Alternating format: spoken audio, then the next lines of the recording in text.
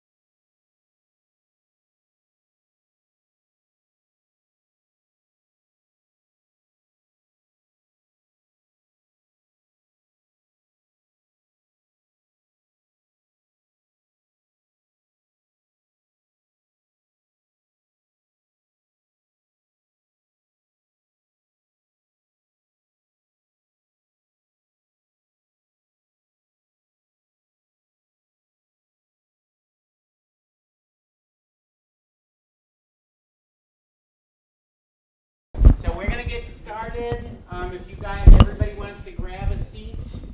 Hopefully there's plenty of seats left. Okay. Welcome, everybody. My name is Marty Acketts, and I'm the Adult Programming Coordinator here at Peter White. So glad to see this whole room full. I got to thank a couple groups that help us with this. In particular, I have to thank the Friends of Peter White Public Library. They pay for the live streaming equipment that we have. They also paid for Nick's appearance here tonight. So, yay to the Friends for Peter White.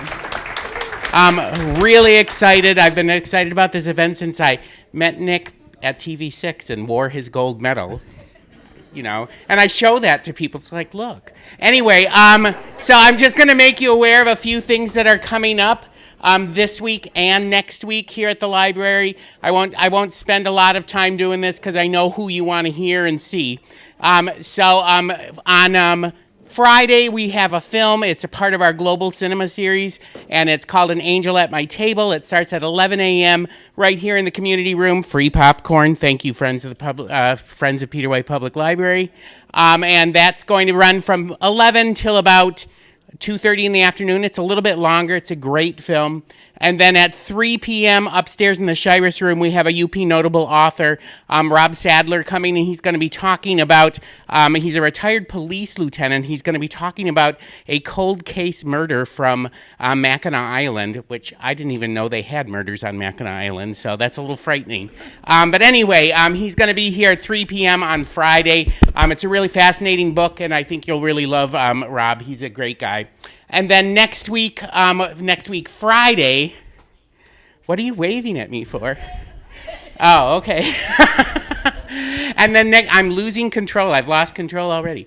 Anyway, and then next week, Friday at 11 a.m., right here in the community room, we are going to be showing the film Oppenheimer. So if you have not seen that, or if you saw it on the little screen, guess what? It's a lot better on the big screen. So I would really suggest that you come next Friday, 11 a.m. right here, free popcorn. It's going to be a great day. And then I have all kinds of flyers back there. June kicks off our Concert in the Steps series. We're going to have Troy Graham. We're going to have Flagship Romance. We're going to have all kinds of groups this summer, from Celtic music to bluegrass music to blues music to, I don't know, maybe we'll have a mariachi band. I don't know. But anyway, please, I don't have to tell you about this guy because you all know who he is, but please give a big, warm welcome to Peter White, to Nick Baumgartner, Olympic gold medalist. Thank you guys, and I really appreciate you guys coming out. Every time you're going to have an event like this, you're like, oh, I just hope everyone shows up so I'm not just standing up there quiet by myself. When they approached me to do this, we wanted to do a reading, and I thought about so many different spots in the book that I could read. I even tested it and practiced it, and the spot I wanted to really get into, I think I would just be blubbering the whole time and crying. So I would like to do the introduction of the book so that you kind of see why we ended up taking this venture and writing a book. A lot of people ask me, so why did you write a book? What's the hopes of it? And so here we are, the introduction. This is before it, and then if you want to see the rest of the book, I guess you're going to have to get one. I didn't want to give any away, you know. So I just hope my story inspires somebody to dream. The crazier, the better. Dreams should be so big they scare the crap out of you. Or maybe it inspires somebody to do whatever it takes to achieve these goals. Maybe you have to take a job you don't like just to pay for your dream. Okay, so do it. You think I like pouring concrete? Heck no. Working concrete beat me up. It hurt my hands, killed my back, but concrete funded this wild journey, and it paid the bills. So I'm thankful for concrete, and I love concrete. Or maybe it inspires somebody to get back up after being knocked down. Or maybe it teaches someone a lesson in perseverance. I failed to win anything at my first 3 Olympics. Got the old wooden spoon. Didn't win gold until I was 40 years old. That's old as dirt for an Olympian, but I refused to quit. Or maybe it shows you how it doesn't matter how old you are. It doesn't matter what the youngsters think. It doesn't matter how many people doubt you. Just keep believing. Or maybe it inspires somebody to get creative, just to figure out a way to make it happen. I lived out of a van up here in Marquette. I'm adding a little bit to it. I lived out of a van up here in Marquette the whole summer before, because as we know in Marquette, it's become a hot spot, right? So hotel rooms go up quite significantly in the summer. So I was living out of my van in parking lots, and I only got kicked out of one parking lot twice, but 2 in the morning, knock, knock, knock, and I was like, oh, what is this? Hello? And they're like, you can't park here, sir. And I was so out of it, and I tried to talk them into it. They didn't let me. So I went to Econo Foods. Or maybe it shows the importance of surrounding yourself with the right people. My teammates and my family and my community in Iron River, Michigan mean the world to me. And that's what this story is about. And that's what this story is about. How everybody in my life played a role in getting me to the Olympics. I didn't even think I was going to do this at this one. Or maybe it teaches someone how to work with others. I won my gold medal in part because I was teamed up with Lindsay Jacobellis, the greatest female snowboard cross racer of all time. When you are paired with the right person, when you surround yourself with the right group of people, when you have the same desires and goals, you can achieve something special. Or maybe it inspires someone to get rid of the excuses. It doesn't matter where you came from. It doesn't matter how many obstacles you face. It doesn't matter how many times you get knocked down. Just keep getting back up. Or maybe it inspires someone to get off the couch, go for a walk, or join a gym, or take up a new hobby, or eat a little healthier, or follow through on those New Year's resolutions. You've got one body, you need to take care of it. Or maybe it inspires someone to try something new. That's the only way to find your true passion. I didn't find snowboarding until I was 15 years old. That's crazy old for an Olympian. Most Olympic snowboarders started when they were 3 or 4. So keep trying things until you find what you really love. But more than anything, I hope my story offers a surge of hope. Even when you've failed once, or even twice, or even more, even when things look dire and seem impossible, if you keep working at something, if you give everything in your soul, if you are stubborn and refuse to give up, if you devote your life to something, if you create a life around that goal, anything is possible.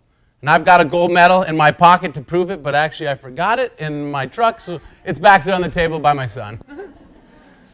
Okay, you guys, so that's the introduction to my book, and I didn't think I was going to cry, and we did, so I'm glad I didn't go with the other one, because the other spot that I was going to pick was going to be about this. And I would like to show this again, just kind of get those feelings going and the emotion going. And do I just hit the space bar? Yeah. Okay, I can go down to it. There you go.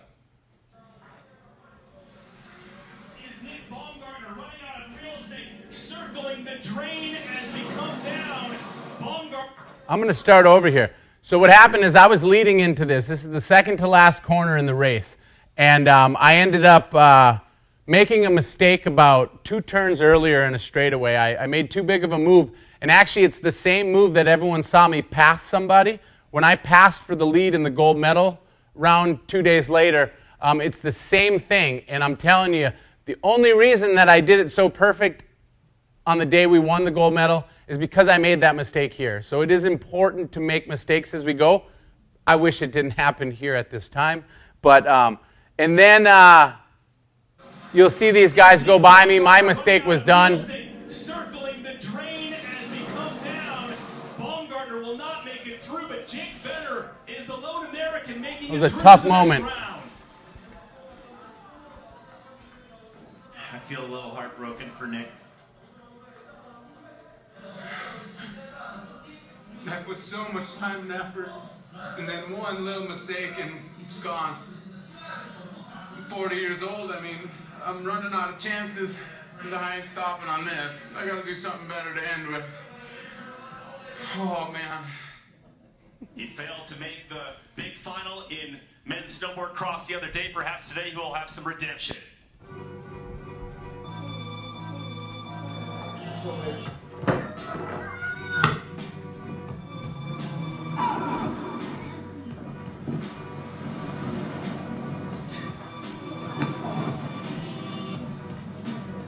That pass that I just made there is where I made the mistake the first race.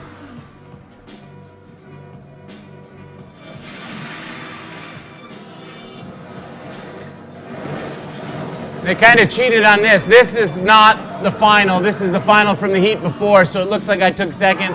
We didn't do that.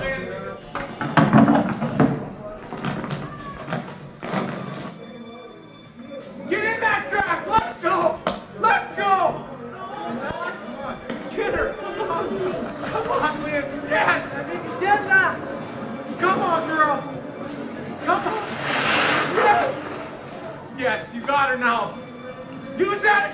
Thanks, girl. Come on. Yes. Yes. Yes. Come on. Come on. Come on. Yes.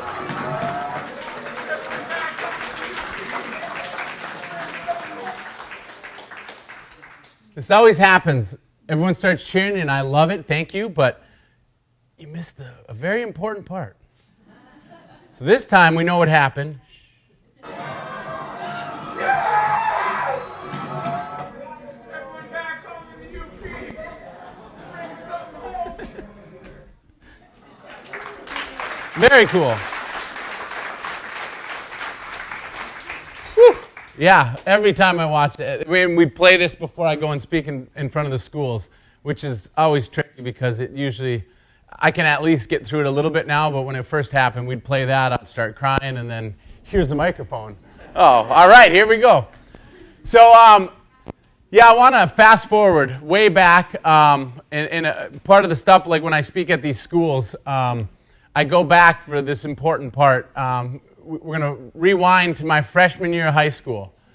English class. I go into English class one day, and our teacher hands us a piece of paper, and she goes, I want you to write down what you want to do for a career, and we're going to write a paper on it. Simple. I want to be a professional snowboarder. Even then, I wanted to. So I wrote down professional snowboarder, handed it in. I was all excited, and I went home. I came back the next day, and the teacher came up to me, and she goes, excuse me, Nick, can you come out in the hall with me? And I was like, oh. Back then, I was like, what did I do wrong now? So I go out into the hall with her, and to my surprise, she goes, that's super cool, but don't you think we should pick something a little more realistic?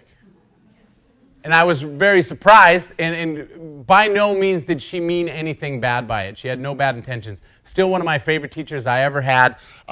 She was just thinking realistic, and I was dreaming. And I think the important part of that is she didn't understand how bad I wanted it, nor did she understand how bad I was willing to work to get that. And that's when you know you're doing something right, in my opinion. When someone starts questioning you and think that you're shooting a little bit too high, you're on the right path. If they're not questioning you, you're not doing it right. It should definitely scare you, and you should be making it very big. But the fun part was, fast forward, that was, what was that, like 1997 or 6? Fast forward February 2010. Just made my first Olympics.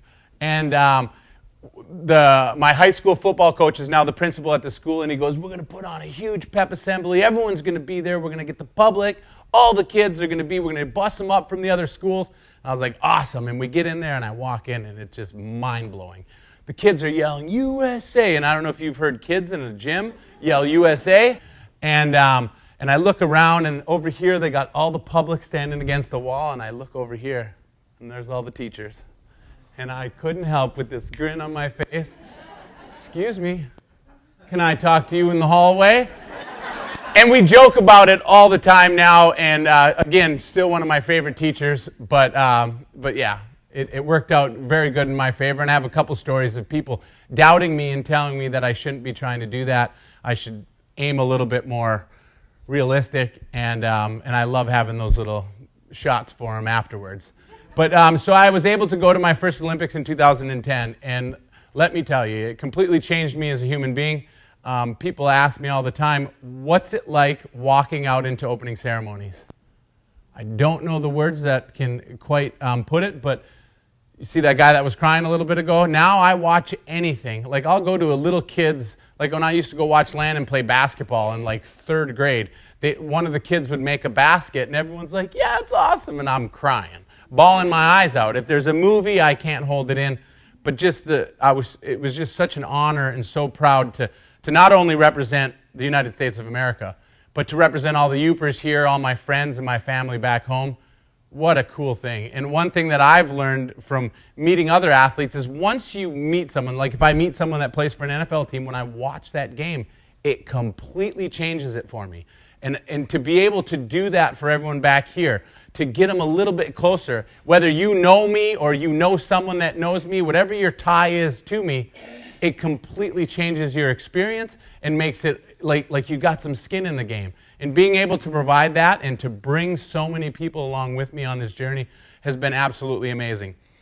So I went there. I barely made that team. So there was 4 spots. Each country gets 4 spots for their team, and I made the 4th and final spot. And it was a very close call. Almost didn't make it.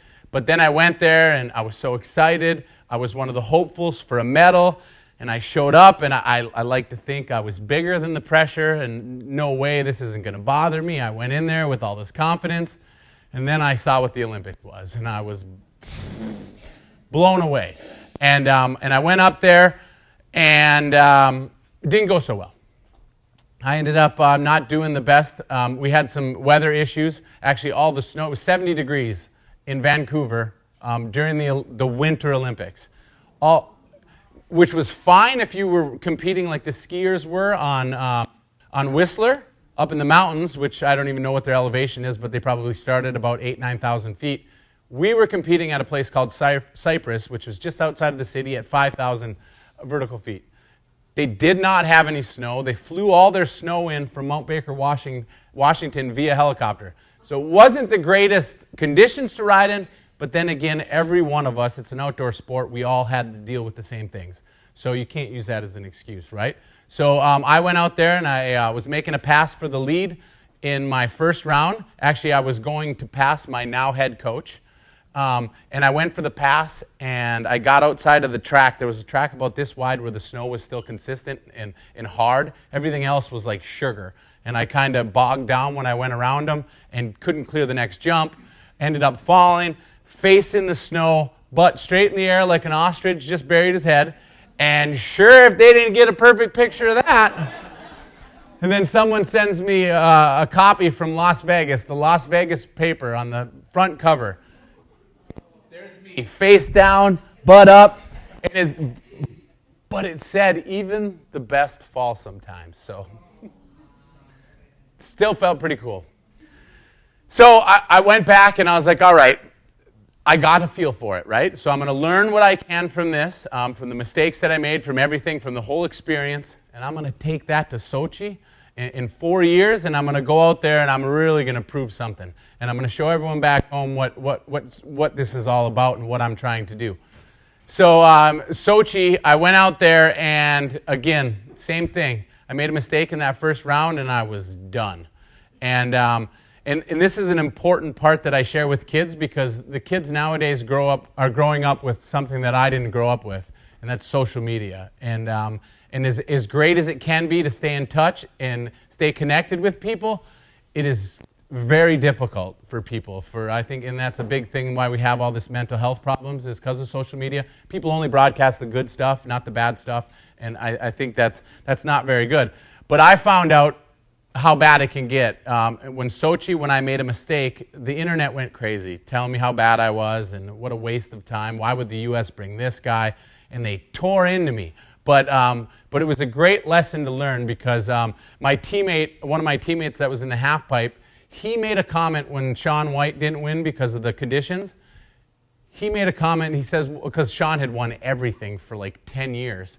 And he said, well, it was nice that someone else could win. And he didn't mean it maliciously, but they attacked him and having him sit me down and be like, tell me, like, you can't worry about that stuff. Do not engage with that. And that's an important lesson that I bring in when I talk to these kids.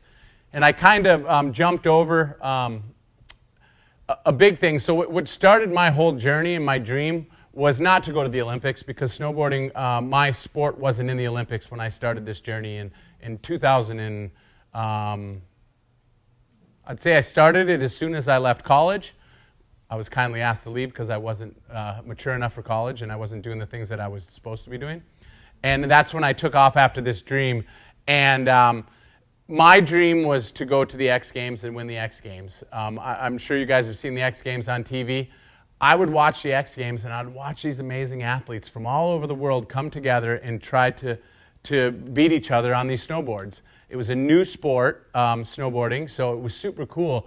And I wanted to do that. I wanted to go to the X Games and I wanted to win because I was watching this guy, Sean Palmer. He was in 1992 dubbed the greatest athlete on the planet. And I was like, most of my friends would be like, these guys are so lucky. They get to go and compete, and they get to do this, and they get to get big. And it was always lucky. They always called it lucky. And I looked at it a little bit different. I looked at it as in, I wonder if I got the chance to train, if I could beat these guys. And by looking at it a little bit different, it completely changed the trajectory of my life, and it made sure that I made this a priority and I went after it. So in 2000, it was January of 2011. Every year there's not an Olympics, there's a World Championships. So every 2 years we have a World Championships. They bring all the best in the world and we have a competition. In 2011, that event was in La Molina, Spain. And again, when you go to the big events like the Olympics or World Championships, it's called Team USA. And Team USA can only bring 4 athletes to that event. And so I went there, or I went through the qualification, and I, again, barely squeaked by, barely did what I needed to clinch that 4th and final spot. And when we had a meeting afterwards, Sean Palmer, that guy that I watched and looked up to and wanted to see if I could beat him, he stood up in a meeting and he said, take Alex Diebold, give someone else a chance. And that was all because I beat him out he was the 5th spot for the Olympics in 2010, and he didn't get to go. And I understand he's a competitor. He wanted it. He threw his whole life into it. I understand. I don't hold it against him.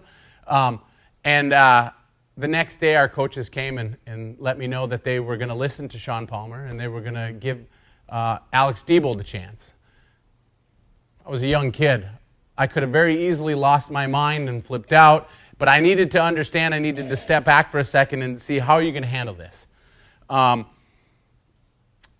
could freak out, yell at them. Nothing will probably change, and I'll just make an enemy with my coaches. But also, this kid that they're giving a chance, Alex Diebold, was a very good friend of mine. So did he deserve an opportunity? 100%. Maybe not my opportunity, but I was happy for him. I wished him luck, and then I came up with a different plan. I said, all right, when they go to Spain to compete in World Championships, I'm going to drive out to Colorado. And I'm going to, for the 2 weeks leading into the X Games, I'm going to train every single day. And then when they come back from World Championships, I'm going to whoop everybody. And then, with my actions, I'm going to show my coaches that they made a terrible mistake, right? My team goes to La Molina, Spain to represent Team USA at the La Molina World Championships. I jump in my car and drive 22 hours to Copper Mountain, Colorado. And I get there, the first day of training goes awesome. Man, my plan's working, right? This is going to be great. The second day, I overshot a jump going into a corner, and rather than take the corner, I rode up the corner, up the fences that are supposed to catch us in case you fall so you don't go into the woods. And I shot what felt like 20 feet in the air, but it was probably not that high. And I came down right on top of my head and my shoulder, and I broke my collarbone. So there I am on the side of the course, like, what just happened? This can't be good. Sean Palmer, that same gentleman, comes up to me, goes, dude, what's wrong? I mean, we're still good friends, but he comes up to me, goes, what's wrong? I was like, I don't know, man. When I do this, it's like clicking. He's like, oh, yeah, you broke your collarbone. He did motocross for many years. He says, I've done that a bunch of times. He goes, man, I'm sorry, you broke your collarbone. I was like, no, this can't be true. So I went down to the base of the mountain and got an x-ray, and they confirmed you broke your collarbone. So I called my coach, or not my coach, our team surgeon, and I said, dude, you got to help me. He goes, what happened? I said, well, I broke my collarbone. And I said, X Games are next week. I need to race. I said, I don't need to win, but I need to race because my son, 6 years old at the time, this is the first race that he's going to get to come and watch his dad in person. And I want to show him what I'm doing, why I make all those sacrifices, why I work so hard, why I have to leave him at home when I go to other places to compete. I want him to experience that. So he said, all right.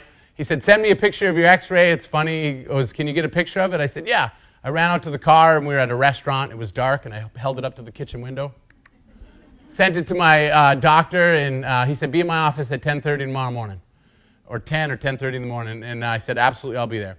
I went there. He put 15 screws in a plate in my shoulder, and for the next 9 days, I sat in a chair like this, trying to sleep because I couldn't move.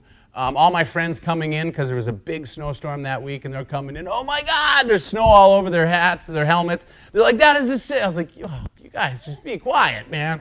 And I'm sitting there bummed out and thinking, wow, that plan went really bad. And I like to use that story to show when I speak at these schools, man, you're going to make plans in life, and I promise you it's going to go so wrong. But as long as you keep your eyes on that goal and you keep moving forward, good things can happen. So on the 9th day after surgery, I show up at the X Games in a sling, and I walk in to sign up and get all my gifts and my bags and my bib and all my stuff. And the lady, Sarah, goes, "What are you doing?" And I said, "Well, I'm signing up to get ready." She goes, "Well, what's going on here?" I said, "Well, I broke my collarbone 9 days ago. I got surgery." And she goes, "Well, I don't know. Can you even compete?" I said, "Well, I brought my doctor with me just to make sure." They're like, "Well, you're going to have to meet with the medical team and make sure that you're healthy and it's safe for you to do so."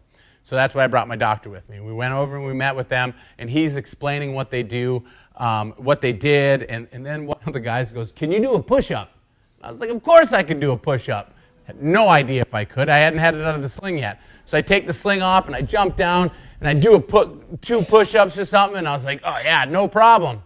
Oh, yeah, it did not feel good. But we got them done. They said, "Okay, you can, but tomorrow in practice, you can't hit the big jumps. I want you to just feel out the course," and which was a good thing. The last jump, we were hitting at 60 miles an hour, jumping 130 feet.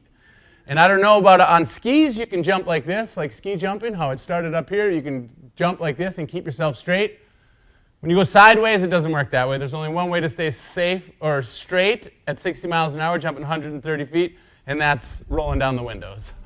So I was happy to not do that day. The next day, 10 days after surgery, I was like, all right, I'm allowed to hit the jumps. Let's go. I grabbed that buddy that they took instead of me to World Championships. I said, "Alex, can I follow you down?" He said, "Yes. I only got one thing to say to you. When we come over that last hill, do not slow down. You need every bit of speed." And I was like, all right, perfect. And the first day, I think 4 people bruised their heel, and 1 kid shattered his whole foot because he came up short. You don't want to do that. So I was like, all right, definitely. I'm not slowing down. So we go down, we go halfway down, and there's this feature where you got to jump up like 30 feet, land on this feature, and then jump off of it. It's like X Games was always the craziest stuff you've ever seen. Scared out of my mind. So we go up over that. Alex Diebold, who I'm following so that I know the speed because he's hit it already. This is going to be great. Slams, tomahawks across this feature, and I ride off of it, and I was like, what? I can't stop. I'm not allowed to slow down. So I take off, and I'm just going through the motions now. The rest of the track is the only thing I'm thinking about is that last jump. And I'm going over these features, and I was like, don't slow down. Do not speed check. Do not speed check. Do not speed check. And I come up over that last hill, and I slow down, and I was like, no. So then I tuck down as low as I can, and I pop as hard as I can off of this jump. And I literally cleared that jump by about that much. And it would have been very bad if I didn't. Heck, one of the Canadian kids, when he showed up to the event, he said, I'm not hitting that jump. And he retired from snowboard cross racing at that race. So barely made it, and I was like, all right, good. We go to the next day, we go to qualification. Qualification for us, determining how you do in qualification determines what lane you get to pick. And there's always a lane that's better, it's set up more for the first corner, and then these ones are better, and then there's always one that no one wants. Well, I took it easy in qualification. My coaches were trying to talk me out of racing. They're like, you're not going to be able to train, qualify, and race and not fall. And to my I had never remembered ever going to a race and not crashing. So I'm like, I hear you, but I'm going to try. So I took it easy in qualifying, and where I would normally qualify the years prior, I qualified second and third in the 2 years before that. I qualified like 18, 19, or 20, meaning I would be the last skate choice in all of my heats, which for me was kind of good, right? I don't even have to think about it. And to get rid of that thinking, and I just get to have a good time. And what the cool thing about this and what taught me so much about myself and my riding and how I do better was I was having fun now. I wasn't even worried about winning. It was always about winning all the time, and then I'd make mistakes and things would go wrong. Now I was just like, I can't even believe I'm out here competing with everyone. I said, my son's at the bottom. I get to show him what we do. This is great. And I'm up top, and I'm joking. Everyone else is super serious because this is the X Games, and I'm making jokes and driving them nuts. And then they would pick their lanes, and then there's one left over here, the bad one no one wants, and I get that. And to everyone's surprise, the first heat, I pull out of the gate, and I take off, and I blow them away to the bottom. And I was like, first one to my kid, absolutely no one's beating me to my kid. So I get back up, and I go back up, and again, I'm up there just cracking jokes and having a good time, and they're going through the gates again, and again, I'm the same gate. I don't get to pick. No one changed because I won out of that gate. So I get in that gate, and to everyone's surprise again, I take off, and I shoot out in front, and I lead the whole race, and I win. First one to the bottom to my kid. I'm going like this and yelling to my kid, and everything's going great. I get back up to the top, and again, I'm just having a good time, and everyone starts picking their gates, and I was like, I'll take that one. And everyone's like, yeah, no crap, that's the only one left, no one wants it. And I was like, perfect. And I'm having a good time, gates drop, I take off by the first turn, which is only probably 600 feet away from the start. I was already 100 feet in front of everyone. And I took off, extended my lead, and then there's a spot in the race where it's like wide open, where you're just tucking. And I think what people don't understand is our snowboarding is a lot like auto racing in the fact that draft is so important for us. We don't have a skinny pedal or a brake pedal. We can't do that, so we got to do everything we can to build that speed. So they drafted me, one kid passed me, and I stayed behind him. It was one of my favorite passes of all, and I shoot to the inside, and we go over that last jump where you can't speed check, and I pass him going into that jump. And then the crowd, I've never seen a crowd like that at the bottom of our venue, and I jump over that jump 130 feet, land, cross the finish line. It was my first finals in X Games, and I'd already done, I think, 5 X Games, and then I won the X Games 12 days after breaking my collarbone. 15 screws in a plate. And not only that, but then I got to grab my son from my mom, bring him out in front of everyone and hold him over my head on national television, and then send him back to elementary school, an absolute rock star. And I don't know if you parents know this, but not too often in our lives do we get to make our kids cooler because of something that we did. So he got to go back, and everyone's like, I can't believe that you were able to do that. How much pain was there? To be honest, I wish I could tell you I'm just really tough, but adrenaline is an amazing thing. I felt no pain while I was racing. Granted, after the race, I felt like someone ran me over with a truck, and we went to dinner with the whole family, and I fell asleep, and then me and him crashed on the couch, and it was just an amazing experience. But learning that I couldn't be so worried about winning and so aggro and so worried about it that I would make mistakes. You do the preparation ahead of time, and you do everything you can to set yourself up for that success, and then enjoy it. And wow, when you're smiling, you rise to another level. And that was an important lesson that I needed to learn. And so then let's fast forward again. Sochi's done. Everyone told me that I was terrible. The internet went crazy and let me know how bad I was. And luckily I had some friends and some mentors tell me not to listen to that stuff. And then I was like, all right, you think that the U.S. shouldn't have brought me to the Olympics? Why don't you wait? In 4 years, when I go to Pyeongchang at 36 years old, not only am I going to be the top qualifier or the top U.S. athlete there, but I'm going to win. And so fast forward up to that. It's my 36th birthday, December 17th, 2017, December. And we're racing on my birthday, and this Italian guy cuts to the inside of me after he was grabbing me on a course. And I said some funny words that the microphone's caught. But we go down, and 3 turns later, he cuts to the inside of me, exits out in front of me, it sends me off of a jump like this. I end up breaking my back. Compression fraction to T9, 11, and 12. And I know this sounds bad. This is all, those are the only 2 real injuries I've ever had in snowboarding, so it's not that bad. But yes, compression fracture to T9, 11, and 12. And it's an Olympic year, and I'm trying to go to the next Olympics, right? I can't miss Olympic qualifiers. We had another Olympic qualifier in 4 days in Italy. So we had to jump in a van, drive like 9 hours to get there, and I'm laying flat in the thing because if I sit upright, it hurts. If I lay flat, it gets my muscles engaged, and it doesn't hurt so bad. So I tried to go and race. It didn't happen. I skipped the training day. The next day, I went out there, and I was going to give it a try. And I did one run, and I get up to the top, and I told my coach, and I'm bawling my eyes out. I'm like, I can't do it.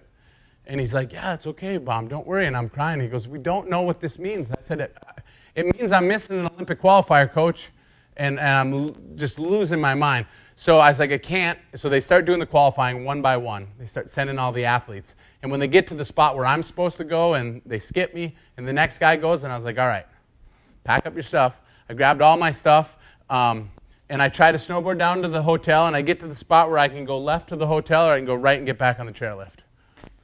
Stubborn youper. That Sisu we were talking about. I took a right, went back to the chairlift, got on the chairlift, and I went back to the top, and I get up there, my coach goes, what are you doing?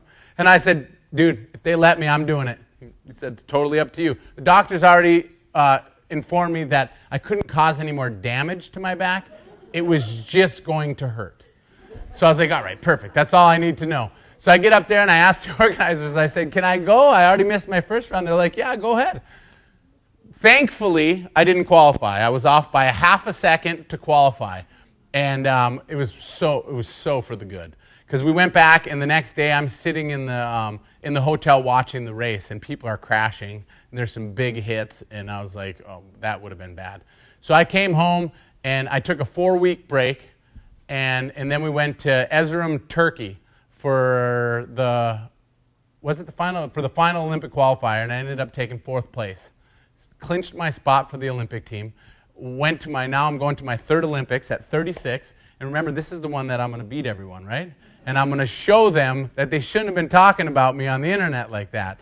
So I go there. I make it through the first round, make it through the second round, make it through the third round into the finals, my first Olympic final. And I was like, oh, my God, this is all going to happen. And I get there in the final, and I end up cycling back, and then we go off of this jump, and there's 3 guys in front of us, 3 guys behind us. And we went off of this jump, and we told the organizers many times, and the final time with some very strict words, that you need to change some stuff or you're going to kill someone. This course is not working.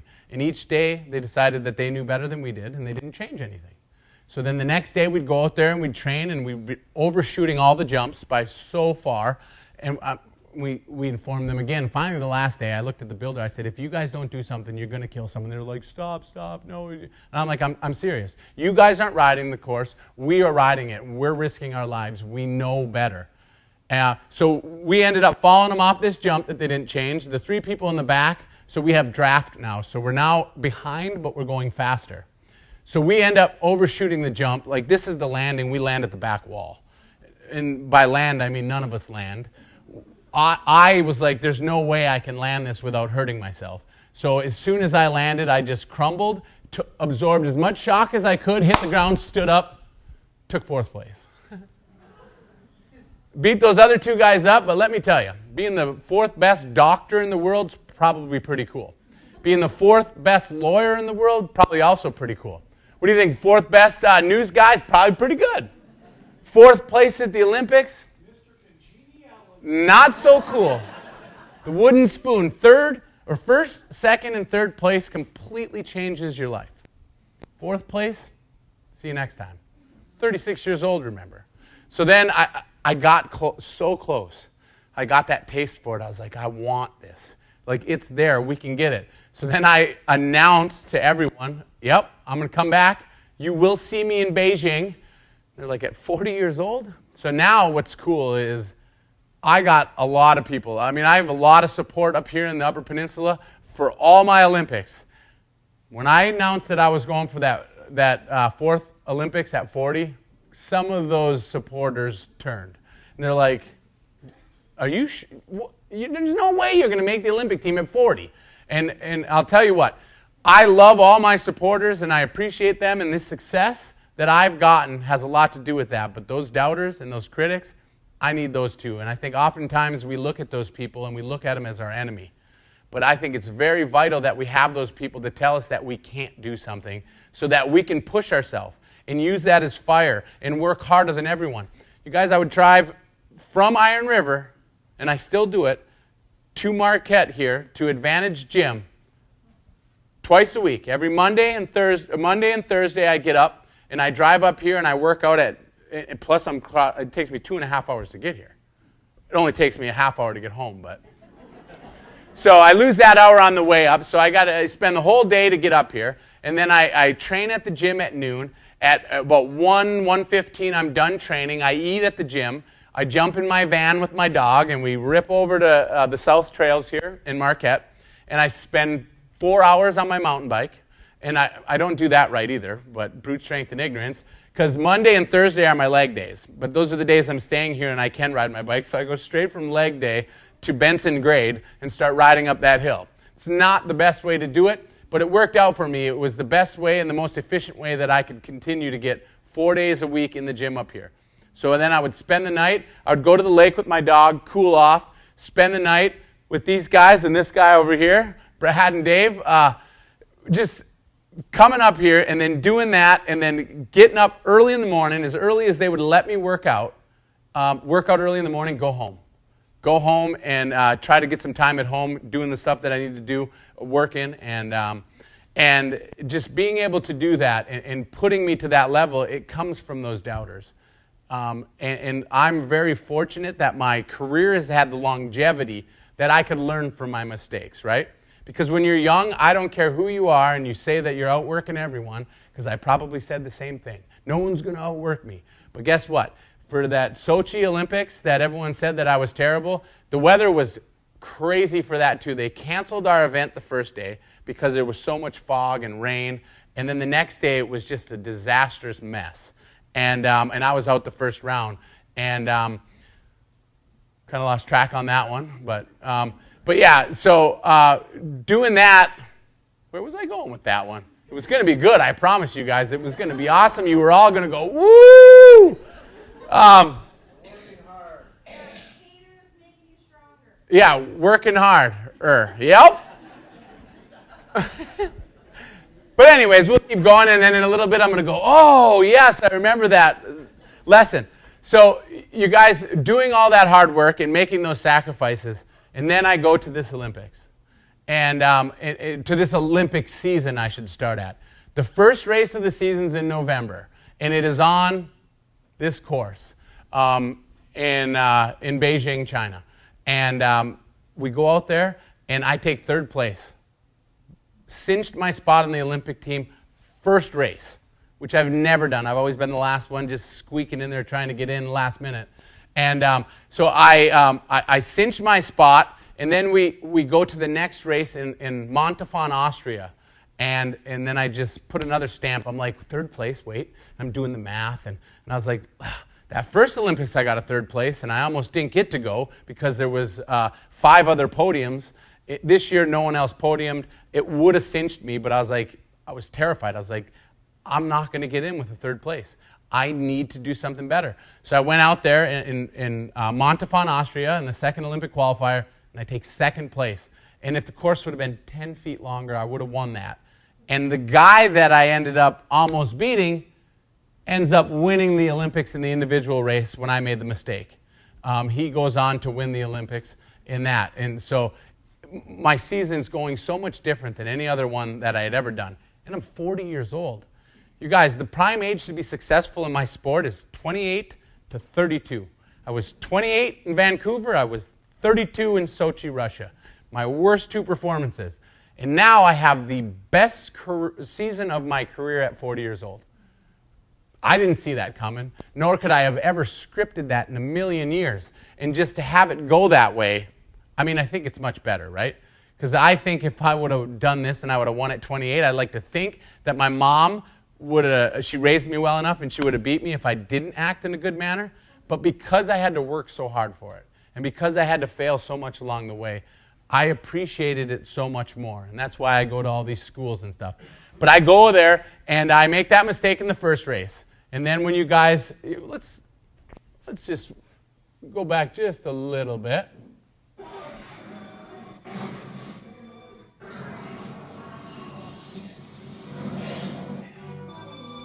Okay. Oh, wrong button. Have some redemption. Okay, so I'm at the top now, and things have changed. After that first race, when I had all this breakdown, right? I have to go and I got to do that interview. You saw the emotion there. Well, what you don't see is when I crossed the finish line and I got to the bottom, they're like, all right, hurry up. We got to get you to go through and talk to all the media. And I was like, no, you don't. You need to hold on for a second. I said, there's no way that I can talk to anyone right now. I'm bawling my eyes out.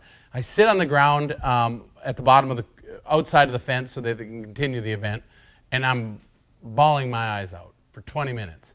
And the guy's like, all right, we got to go. And I was like, all right. He's like, all right, let's go. They take me, and it's called the mixed zone. And it's like this fences that go, it's like a cattle fence, and they just run you through, and there's just all different. You got the main media first, like NBC and all those big names, and then it goes through to the media, the print media, magazines, and it goes through all these people. And I was like, all right, I got this. And I walk up there, and she starts talking. As soon as she looks at me, start bawling. All the emotion comes flooding out. And it was a very hard interview to do, but it's still, and I think it will forever be my favorite interview that I've ever done. In the fact that people got to see the honest truth, the reality of what we go through. Athletes at the Olympics, I think we come in every 4 years and we kind of fizzle away, and then we're back in 4 years. All that hard work that we do doesn't get shown, and it's tough for us because I think people sometimes think that we're not regular people. We are. I work concrete. I have a son. I'm dealing with the same problems everyone else is, trying to make ends meet, trying to do all this stuff while chasing this dream. And then I make that mistake. And then I got to show that emotion and show that I'm just a human like everyone else. And I'm trying. And I put myself out there and to get myself vulnerable. And it didn't work out in my favor. But I was so excited to show that to everyone.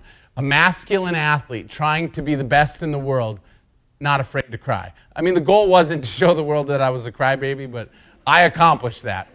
So, and then afterwards, I get through and I do that interview, and I go through a couple more interviews, and we had a meeting about it, that they talked about how they were going to pick the criteria for the team race. My thing is, I didn't know if we got one or two teams. And when my teammate, Jake Vetter, also from Michigan, when he ended up taking 6th place, the rules were if there was 6th place or better, you jumped to the front of the list. And then it went to the person with the most points, which was me because I led the team going into the Olympics. But I didn't know that we got 2 teams. And I go through and I do all these interviews and struggle my way through it. And then I go over here and I find a quiet spot because I've learned I don't need to show a circus in front of everyone. So I go over there and I sit down and I'm crying some more, and I'm just like this, and my teammate comes up to me and he goes, hey, you got another chance in 2 days. I was like, what? How do you know that? And he goes, well, I think you do. I was like, are you sure? We need to check. My coaches come down and they're like, dude, yeah, you're racing in 2 days. He goes, how did you not know? I said, well, I don't know. I wasn't really paying attention to that meeting. I just figured I'd come here and I'd win, and then I would represent our team. And that didn't happen. And it's funny how it was always about the gold medal, right? Everything that I had done for the last 17 years was about getting that gold medal. Q, bring the medal. It was all about this. It was about winning this. And this was the first time that it shifted. For me, it wasn't so much about winning this. It was more important for me to show all the kids back home, all the people back home, what's possible if you make those sacrifices, if you drive an hour and a half 2 times a week, if you sleep in a van, if you don't believe the excuses. You guys, after I got those 2 podiums and we came home for Christmas, the next race was in Russia. And Russia had some very strict COVID rules. we didn't know they weren't going to abide by them, but they had these rules that if you got COVID while you were in Russia, you were not allowed to leave until you tested negative. And we all know we don't know what that meant because it was a weird time. We didn't know some people could test positive for a long time. So we're like, I'm not going, Coach. Coach, and I talk to my coaches, they say, we think that's the best idea. You stay home, prepare yourself, get ready. And I'm like, all right, now I'm going to sit at home for 2 weeks and just think about how much pressure is at the Olympics? No, thank you. So I decided that no one was allowed to come see me. I wasn't allowed to go hang out with my son, my family, because of COVID. If I got COVID, I wasn't allowed to go and I wasn't allowed to compete. So I wasn't allowed to train. I wasn't allowed to do anything unless I did it in my living room. So I was like, all right, do I believe the excuse that I don't have somewhere to train snowboard cross while I'm stuck here at home? Nope. I grabbed the snowblower and a shovel.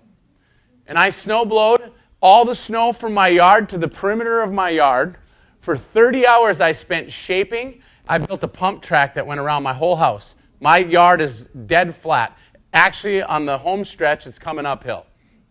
So the only way I used what I know. I'm a concrete guy. I was a concrete contractor to pay for this dream.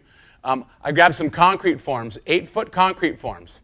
And I made this big U, and then I snowblowed all the snow into it. And I made this giant rectangle of snow, 8 feet high. And wow, my neighbors are driving by like, looking, this guy's crazy. I have no idea what I'm doing, and I'm giggling, right? So then 30 hours later, I have this beautiful track around my whole house. And I get to go out there. And the beautiful thing is, I now have a training track right outside of my door. And I built it off of this course, kind of. The final straightaway at this course was all those rollers. No one's going to out-pump me in these rollers because I'm going to do this all day long. So I would go out there and I would do that. But more importantly, what it did is it gave me the opportunity. I could sit inside it. I could worry about the stress and the pressure that comes with the Olympics and railroad myself and not even do anything good at all. Or I can go outside like an 8-year-old kid and build a snow fort for 30 hours, giggling every time one of my neighbors drove by, looking at me like I was crazy. And they're like, what is he doing? I think they know what I was doing now. But to be able to do that, and then, it was now more important to show everyone back home. We can't believe the excuses. We're from small communities. We don't have the same kind of opportunities as everyone else. People up here, I think, tend to think of that as a disadvantage. Sorry, I hope you agree with my opinion, but I think it's our greatest advantage because no one's going to give us an opportunity. We're going to have to go out there and earn it, and we're going to fight for it, or we're not going to get it. So we got to work harder to get that done. Yes, it's a little tougher, but on that day, for me, 2022, Beijing, top of the course, my second try, I was more prepared than the other kids. And now it was about showing people back home what's possible. Not about the gold medal. We're not worried about that. We're just going to go out there and we're going to show them what's possible. And I get into the gate. Can you guys see this very well? Well, not so much, but bronze medalist from the individual race, Omar Vicentin from Italy. Silver medalist from Canada, Elliot Grundine, who is the #1 guy in our sport right now. This guy over here that you can't see right there, that's the guy who broke my back on my 36th birthday. I couldn't help but giggle, and I'm giggling as I'm going in there. I was like, you want a chance to prove something, buddy? Here's your opportunity to do so. So I went out there, and because of all that, and when I beat out Sean Palmer in 2010, and it changed our relationship, because I went there and I didn't do well, I needed to go there and not do well. And then I needed to go to another one and not do well, and then get a 4th place, all to prepare me for that day. I raced the best race of my career on that day. And it's funny, because of that lesson I learned at the X Games, I was joking with this gentleman. He's one of the fastest starters in the game. I'm 40 years old. He's 20 years old. Of course, he's a little springier. His fast twitch muscles are still twitching fast. Mine, not so much. So I go up to him and I joke right before we walk around to get in the gate. I was like, hey, Elliot, now don't you do something stupid like go out there and get so far ahead of me that I can't draft you and pass you. And he just, shut up, Palm. And it's exactly how it played out. You saw it. He was the length of this room at least in front of all of us. And I started just catching them, gaining and gaining and gaining. And then we come up to that jump where I made that mistake. And I knew because of the speed I was going and the draft that I had, I knew the move to make. And I greased that landing. When I went off of that jump, I was down here. His board was right here. And I went right underneath him. And then, let me tell you, passing a 20-year-old at 40 years old is one of the greatest feelings on this planet. And then to hold them off and come around that last straightaway and use all that power that I did pumping around my house like a goofy person, and I was able to hold them off until the finish. And then you saw the craziness of me screaming for my teammate. NBC went nuts. Everyone thought I was Will Ferrell. Quite funny. I love it. I think he's an hilarious guy. I don't think he's that attractive, so thank you. But screaming for my teammate, and when I go and I speak at these schools, I share with them, that is how you cheer for a teammate. And that is why I am so proud to be a member of the U.S. snowboard team. We are by far the best team at doing that, for cheering for our teammates. To me, it seems like lots of the other countries, they want their teammates to do bad so it looks like they did better. Well, that's not the way to do it. And we learned a long time ago, the way to bring the level of everyone up is you need to build each other up and go up together. You can't just let one guy get up there and leave everyone else down here. It doesn't work. And they don't get as good as they can without that competition. So, and I think that's my favorite part about still being on this team is I think it's important to have a guy like me, 42-year-old child. But yeah, to have a guy like me, because I'll tell you what, from what I've learned throughout my career, I promise you, I will outwork you. And because the last thing I want to do is show up in September in the Southern Hemisphere or at a glacier in Europe, wherever we go, show up and look old. Not going to happen. So I'm going to do everything in my power to show up. And then they're going to do everything that they can to make sure that they don't show up to that training camp and get beat by someone their parents' age or older in some cases. It's funny, lots of the people that I race against now are younger than my son. But it's important to have that dynamic because I push them to a level and they don't want to lose to me. Then they got to go home and tell their parents how they lost to someone older than them.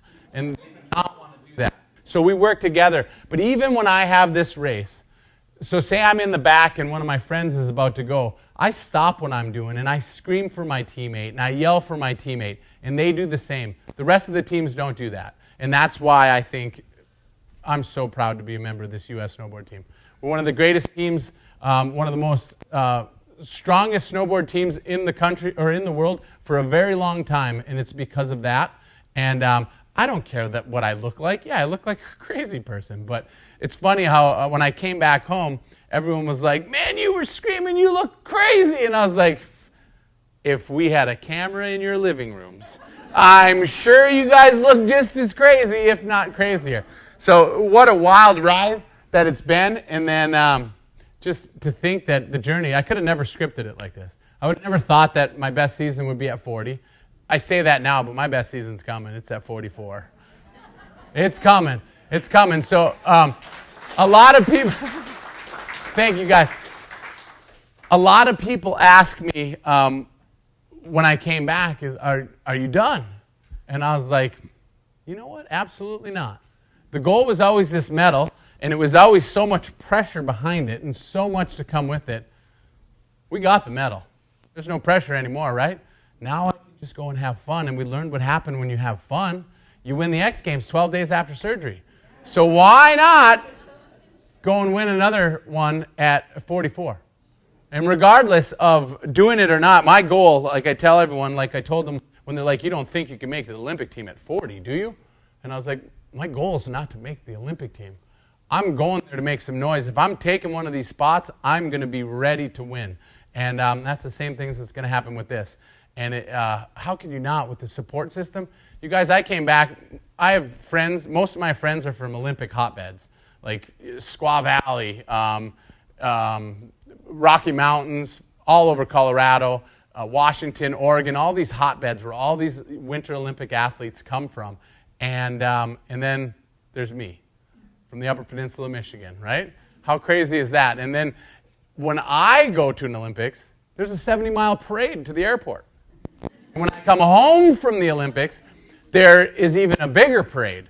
It goes, man, I showed up and I walked off into the, because they kicked us out as soon as we were done at the Olympics. Because of COVID, the first half was for snowboarders, second half was for the skiers. As soon as my event was done, they're like, I went straight to anti-doping, do my drug testing, go straight from that to the wax room where all my snowboards were, and I'm packing everything as quick as I could because me and Lindsay had to go do media. So we hurry up and we go back to the, they drop us off at the Olympic Village. We hurry up and we pack up all of our stuff. And then we take off and they take us for a 3-hour media tour through all these media places. Just, wow, dream come true. And then as soon as we're done with the media and the medal ceremony, they put us on a bus, they send us right back to the Olympic Village. Didn't even get to go in. We just got to load all of our stuff onto a bus, 5-hour trip to the airport, get to the airport, a 5-hour check-in, finally get on a plane, fly, I don't even know what it is, like 2 hours to Tokyo, 5-hour layover, get on a plane, fly to San Francisco, just enough time to sprint to the airplane, sweaty, horrible, feeling gross, fly to Chicago O'Hare, 5-hour layover, got to watch the Super Bowl, and then I fly up into Green Bay. And as soon as I get off the plane, I mean, it's still a pretty good distance from the gate to outside of security, and I can hear them playing the Olympic theme song, and I hear people, USA, USA. I'm like, all these people on my plane have no idea what's going on. And I walk out, and then to see some of the people, I had no idea who they were. Some people I knew, but they didn't live anywhere near there. I'm like, what are you doing here? And then my son pops out from behind. He had been telling me that he wasn't going to. He's like, oh, I'll see you when you get home. We won't be down there. The rest of my family waited at home, and he, one of my sponsors, Chris Doyle, got me a hotel room, and they're like, you have to stay the night, because they didn't want me coming home at like 2 in the morning, so no one would have been there to see it. So they waited, and they're like, all right, you can leave at this time. I was like, oh, perfect. Me and Landon, and the coolest part is that he came and surprised me at the airport so that he could ride in the truck with me, because now we hit Pembine. Pembine was the first city that we hit with people out in the street. And there was a group of people in a church, and I blew by, and at the last second I seen them. I jam on the brakes, I flip a U-ey, I rolled in there. They had a sign that they made that was bigger than their truck. You couldn't even see their truck. And I'm like, hey, you guys here? And I'm handing them the medal. And I was like, all right, thank you. And we take off. We go through Niagara. There's a bunch of people on the street. But when we hit the Upper Peninsula, when we hit Iron Mountain, and we started traveling, we met at the outside of Iron Mountain at a gravel pit. 8 police cars met us there, and then we followed them through town, and just to see the amount of people, and you guys, this is the UP in February. It was, I think, it read 16 degrees, but wind chilled. People are out there in their work attire, and they're screaming. People are shooting fireworks off. They're yelling. They got signs, and me and Landon are just in awe. I'm crying some more, and he's just like, what is going on here? Just the amount of people. And then we get through Iron Mountain finally. I'm like, you guys got to hurry up. There's people waiting at the high school in Iron River. We got to go. We ended up being very late, by the way.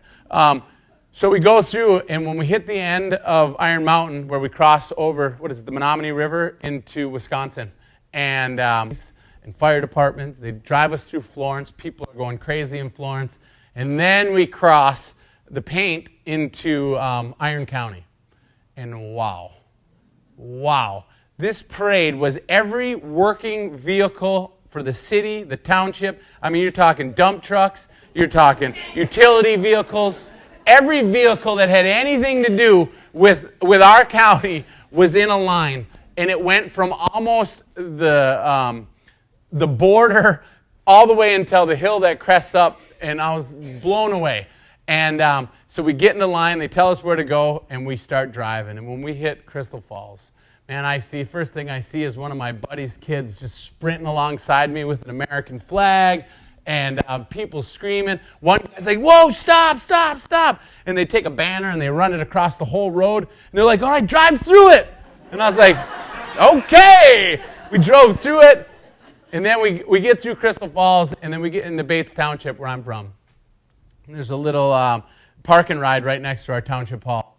And I'm telling you, those dump trucks had nothing on this big mine vehicle. I don't even know. It's the biggest dump truck I've ever seen in my life. We got that. We have a Ponzi machine, one of my sponsors, very good logging equipment up here in the UP. A lot of people have them. My buddy's driving it. He's got the big machine going. And again, every vehicle that you could get from the township. And we finally get into town, and I roll into town, and I'm like, what the heck? It's like so many people. I've never seen this many people at a parade in Iron River. And that's always in the summer. And I was like, there's no way I'm going to sit in a warm car and let them all be outside and freeze. And I yelled to my brother. I was like, Rob, we need someone to drive my truck. Someone jumped in and drove my truck, and I got out and I walked.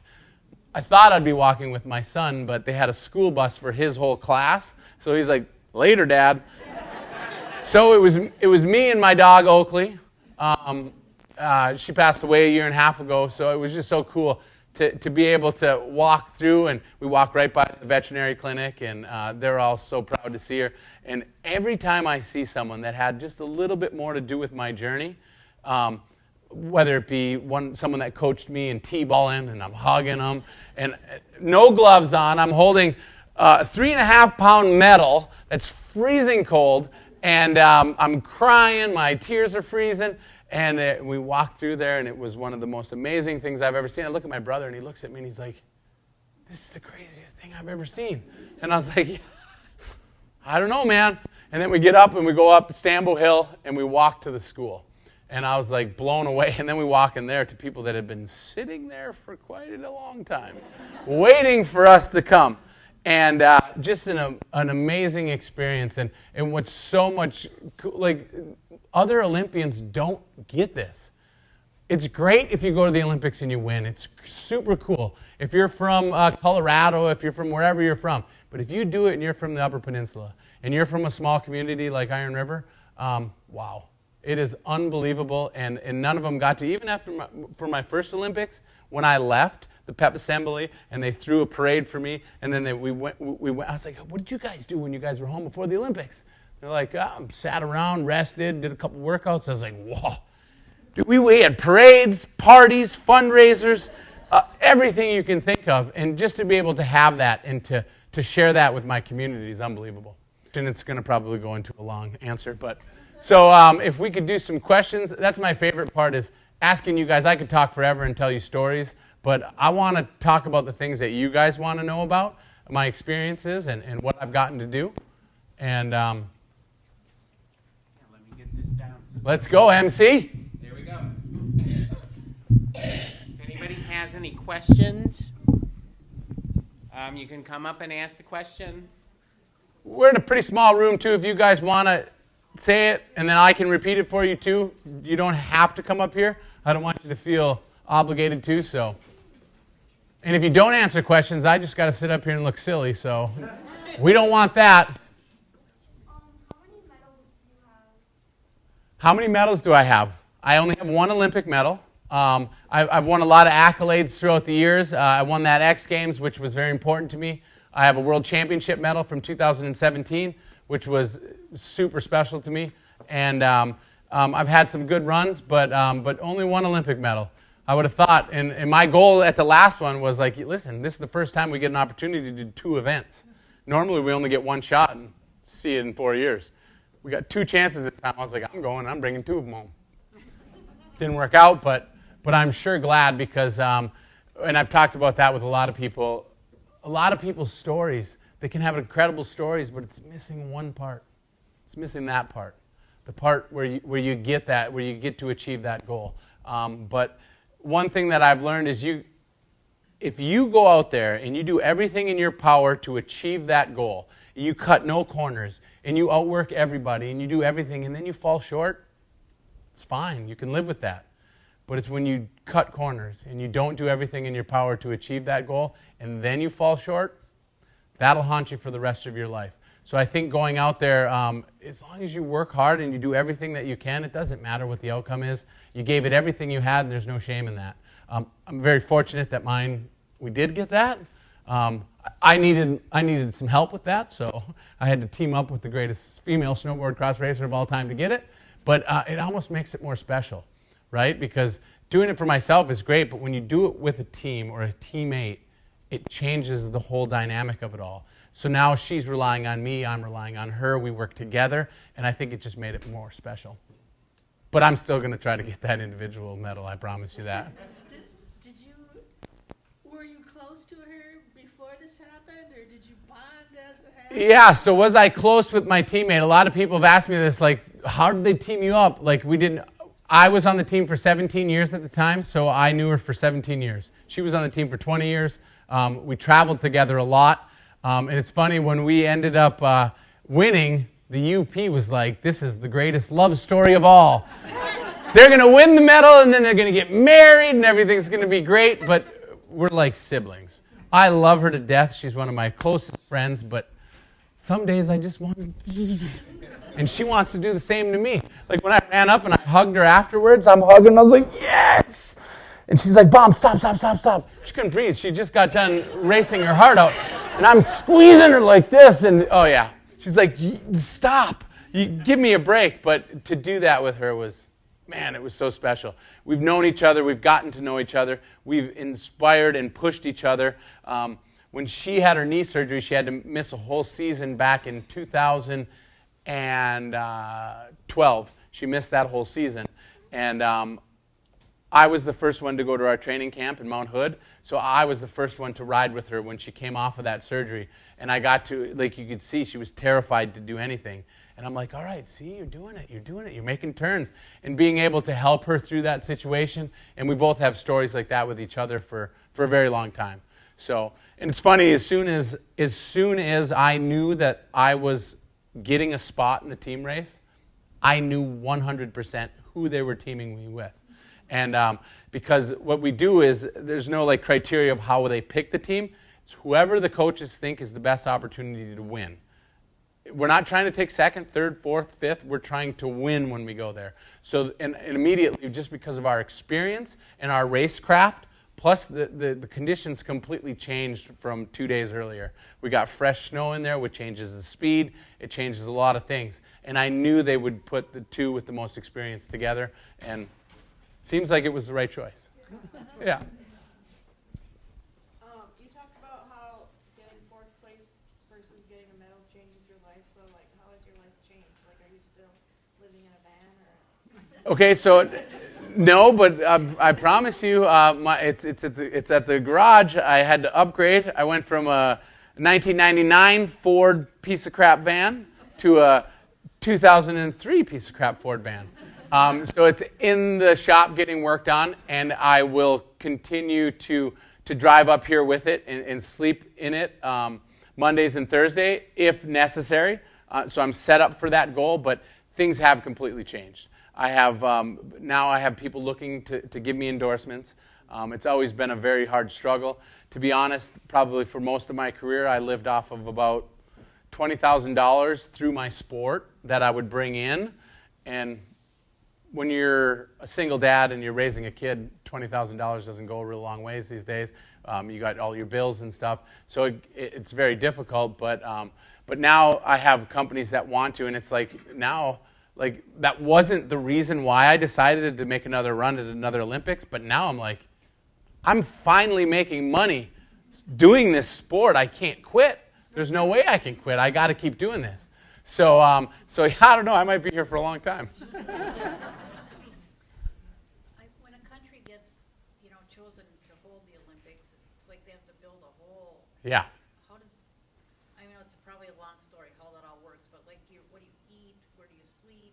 Well, they build all new stuff for us, so it's kind of a waste of money. And I think that's why you're going to see in the future here, you're going to start seeing us going back to other places, so that we're not.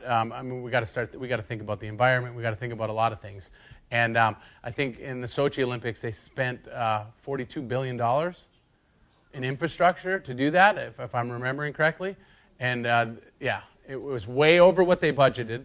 And it's just and lots of times when you go back to these places years later, they're not built up anymore. They kind of get ghost towned.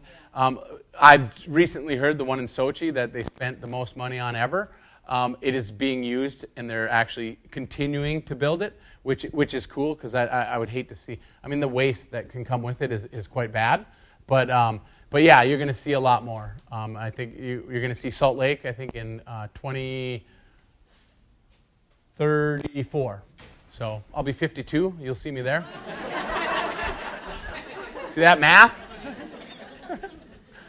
But yeah, so you'll see a lot of repeats now going on and moving forward. Cortina is actually the next Olympics. Winter Olympics is a place that they had already held it. Is Lindsay still competing? Lindsay's still competing. She's trying to find a way out. She keeps trying to, but she's so good at what she does. I think she wants a family. She wants all these other things. She wants to start a new career, but she's so good. She's so good that in her event, I mean, in her side of things, she could probably not train and still come out and have a chance. On the men's side, it's not like that anymore. You can't do that. We used to be dominant like that, but that's completely changed. But she is so good that she's able to do that. I really hope that she comes back and tries again. And as we get closer and closer, because we're almost there, she's not going to be able to not do it at least one more time, unless she starts a family. But we'll have to see. How old is she? She is 38. So she's 38. I'm 42.